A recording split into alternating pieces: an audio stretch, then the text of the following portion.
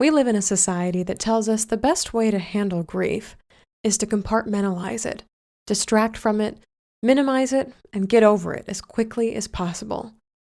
But here's the thing, that doesn't work. When we quarantine off our grief, when we avoid addressing it and stuff it under the surface so we look like we're not crumbling, instead of feeling better, we feel more isolated, more sad, and more powerless than ever.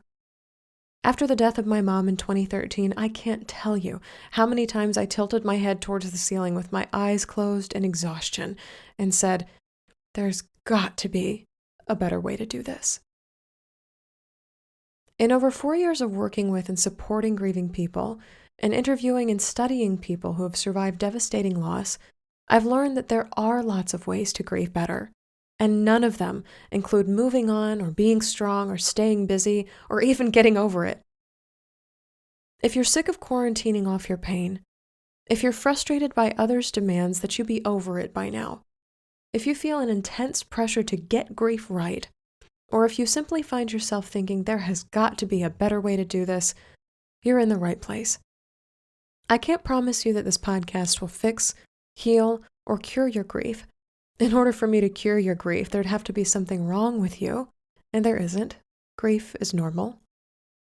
What you will find here is validation, support, a little bit of humor, and lots of different ways of seeing your grief, which will, hopefully, change how you see yourself as a griever. On each episode of Grief Seeds, I'll be sharing insights from my workshops and sessions with one-on-one clients, wise words from fellow grievers, and personal stories from my own life. Know that even as it feels like with everything in you that there is nothing happening in your grief, that you're stuck, that there can't possibly be any hope here, and that the future will never be good.